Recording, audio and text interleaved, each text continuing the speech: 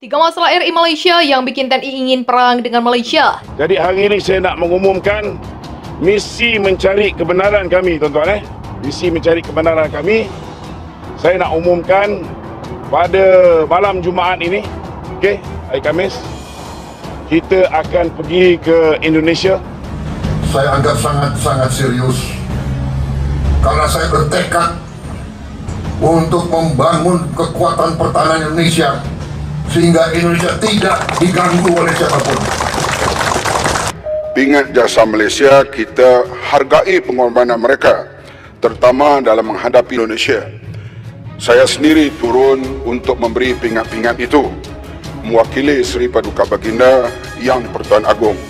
Untuk 267 juta rakyat kita, untuk negara. Asal untuk rakyat, asal untuk negara.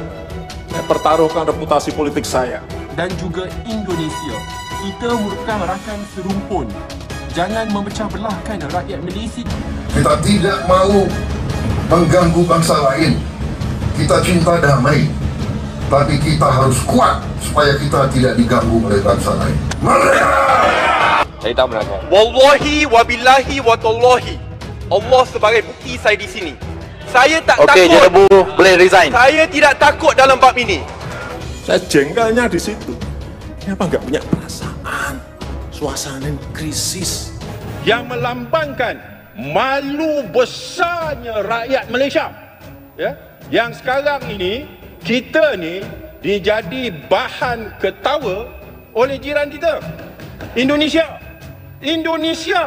yang dulu kita pandang remeh, kita pandang rendah, ya, sebagai negara pembekal buruh kasar, pembantu.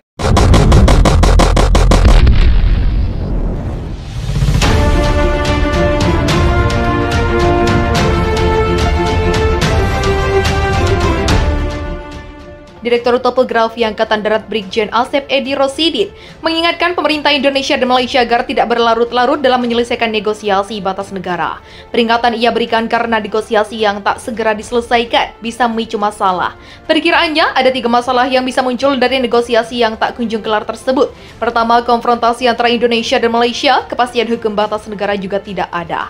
Ujung-ujungnya, kalau nanti intensitas ketegangan semakin meningkat, tidak menutup kemungkinan akan terjadi yang lebih parah lagi. Seperti yang dulu, konfrontasi dan lain-lain, terjadinya perang antar negara bertetangga, kata Asep saat konferensi pers di kawasan Menteng, Jakarta Pusat, Sabtu kemarin. Kedua, urusan sengketa bisa dibawa ke Mahkamah Internasional. Sebagai informasi, Indonesia pernah kalah dalam sengketa Pulau Sipadan dan Ligitan pada 2002 di jalur Mahkamah Internasional. Pulau Sipadan dan Ligitan menjadi bagian dari wilayah kedaulatan Kerajaan Malaysia. Kalau tidak selesai, penyelesaian akan dibawa ke Mahkamah Internasional, di mana kalau di situ keputusan bukan di tengah kita, tapi di tangan mereka. Mahkamah Internasional itu tidak bagus, katanya. Ketiga, hambatan pembangunan di wilayah batas negara. Kalau dibiarkan tidak selesai berlarut-larut, itu akan menimbulkan ketegangan, di situ akan menimbulkan persaingan tidak sehat. Kemudian pembangunan akan terkendala, kata Asep. Lebih lanjut, ia mengatakan saat ini pemerintah Indonesia dan Malaysia secara intensif melakukan joint working group untuk membahas masalah perbatasan tersebut. Jadi masalah telah didiskusikan selama 10 kali. Dengan diskusi intensif itu, kesepakatan itu bisa dirasionalisasi dan batas bisa didefinisikan yang disepakati oleh kedua belah pihak, kata Asep. Asep mengatakan saat ini Indonesia dan Malaysia telah memiliki pemahaman yang sama soal batas negara. Pemahaman mengacu pada peta perbatasan yang telah disepakati sejak zaman penjajahan Belanda Inggris, Konvensi 1891, Perjanjian 1915, dan Perjanjian 1928. Sekarang dianalisis dan kita akhirnya logikanya sama dan akhirnya sepakat. Dulu belum ada kesepakatan karena belum 100% dengan kesepakatan Inggris dan Belanda, katanya. Ketua Dewan Direktur Sabang Merauke Kirkel Sahganda Nainggolan berharap Presiden segera bersikap tegas dan menantang Malaysia lewat peperangan agar negara tersebut tidak lagi semena-mena mempermainkan kedaulatan hukum negara Indonesia, termasuk melakukan penghinaan martabat bangsa Indonesia yang dalam bentuk apapun. Demikian ujar Sahganda di Jakarta pada Senin. Hal ini disampaikan Sahganda di Jakarta terkait belum adanya sikap jelas pemerintah Indonesia atas penangkapan 3 pegawai negeri sipil Departemen Kelautan dan Perikanan oleh Kepolisian di Raja Malaysia dalam wilayah Laut Nasional Indonesia Tanjung Berakit, Bintan, Kepulauan Riau. Ketiga PNS itu ditangkap saat tengah mengamankan 7 nelayan liar asal Malaysia yang kedapatan mencuri ikan di perairan tersebut. Sebelumnya polisi Malaysia sempat melepaskan tembakan 2 kali dalam perairan sah milik Indonesia. Menurut Saganda, selama ini kehormatan negara ataupun bangsa Indonesia sering diganggu sekaligus dilecehkan secara tidak terhormat oleh Malaysia. Bahkan diantaranya berupa pencaplokan batas wilayah negara serta penganiayaan fisik pada warga negara Indonesia yang dilakukan pihak Malaysia dengan sengaja dan berlebihan. Kalau dilihat dari rangkaian kasus dan fakta-fakta di mana kedaulatan negara kita banyak dikorbankan Malaysia ataupun warga negara kita yang juga banyak dihina-hinakan Malaysia, itu artinya sudah terlalu cukup kita bersabar menghadapi Malaysia. Demikian jelasnya. Ia menganggap aneh mengapa presiden dari bangsa yang besar tidak berani menghadapi Malaysia untuk menantang peperangan. Kalau terus-menerus sabar, kita hanya akan menjadi bangsa yang bodoh dengan presiden yang tidak berdaya melawan Malaysia. Demikian tambah Saganda. Padahal kata Saganda, presiden dijamin Undang-Undang Dasar 1945 untuk menyatakan perang dengan negeri lain apabila dianggap telah mengganggu kedaulatan negara. Perbatasan antara Indonesia dan Malaysia itu Asia Tenggara, mencakup perbatasan darat dan memisahkan kedua negara di Pulau Kalimantan, perbatasan maritim di sepanjang Selat Malaka, Laut Tiongkok Selatan dan Laut Sulawesi. Demikian dikatakan Koordinator Serikat Aksi Mahasiswa Nusantara Antoni saat berunjuk rasa di Kedutaan Besar Malaysia pada Jumat. Anton mengatakan bahwa Komandan Komando Pelaksana Operasi Pengamanan Perbatasan Republik Indonesia Malaysia Brigadir Jenderal TNI Roni marah besar atas perbuatan pekerja perusahaan negeri jiran yang merusak patok batas kedua negara.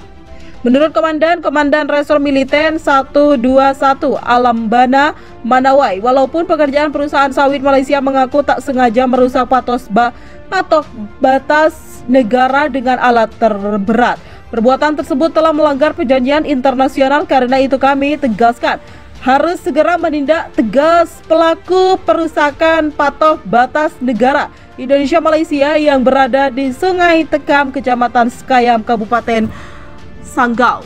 Ini sudah merupakan pelanggaran yang dapat mengganggu kedaulatan negara kita. Untuk itu perlu dilakukan tindakan tegas kepada perusahaan sawit Malaysia itu yang telah merusak patok sebagai tanda kedaulatan Indonesia. Demikian tegasnya.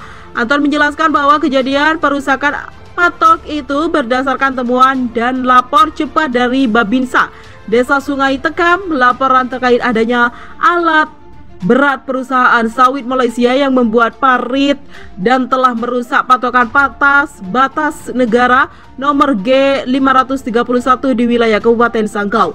Perusakan batok batas negara tersebut diduga dilakukan oknum karyawan perusahaan kepala sawit Malaysia dan Selasa sekitar pukul 11.00 WIB kegiatan pembuatan parit di batas negara Indonesia Malaysia mengakibatkan patok batas negara nomor G531 terlindas alat berat yang sedang bekerja menggali parit. Demikian terang Anton.